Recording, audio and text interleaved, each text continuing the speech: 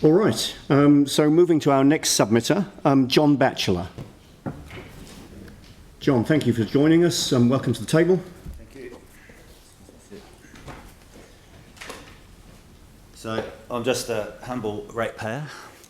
I'll be very brief, but I would like you to consider seriously the following. I personally think you need to rework the budget of this council to cover essential services only. It's probably going to involve a downsizing of council, which I realise will be very difficult, the decision making on that. No large projects in the foreseeable future, only those with contracted obligations. As a community, we cannot afford the extravagance that we've seen in recent years, and to be blunt, the money is not yours to waste. The financial effects of this virus event are still to come, and I can see it being 5 years before we'll be anything like back to what we were at the beginning of this year. And I just want you to consider those points. I think council is going to have to downsize everything it does, just like a whole lot of businesses that are out there. If we come out of this at 60% of what we were beforehand, we'll be doing all right.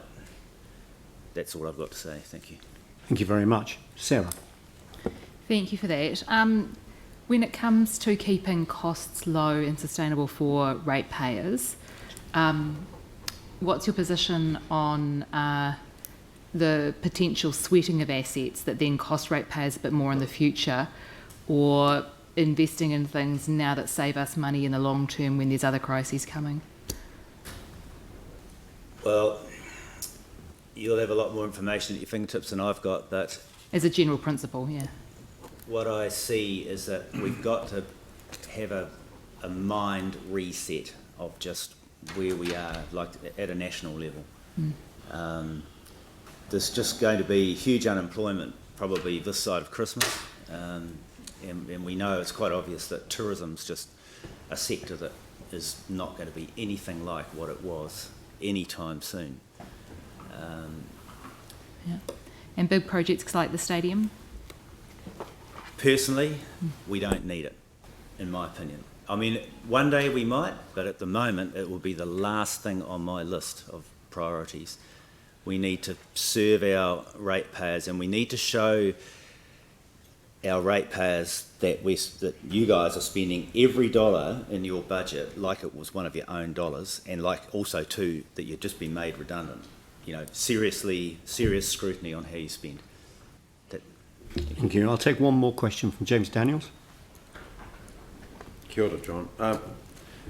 The project that you'd most like us not to spend money on, the MUA, the multi-use arena, do you realise that central government's putting a lot of money into that, especially in the early days? That's one thing. But what's the next thing after that? That you're saying don't spend money. What's the next one after that?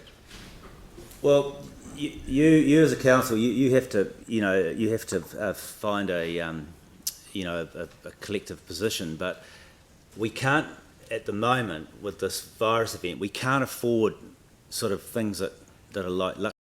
We've got to focus on essential services. What would you cut? What would I cut? Well, I realise you can't cut anything that you're already contracted to that's halfway through, like the facility on Antigua Street. I know that's started and probably you've committed to that having to continue. Okay. But we've got a lot of maintenance we've still got to complete, haven't we? Yeah. Roads, for one. Things like cycleways, costing millions and millions of dollars, just can't afford that at the moment. Okay, thanks. All right, thank you very much indeed for the submission. Thanks for joining us this morning. Thank you. Thank you. So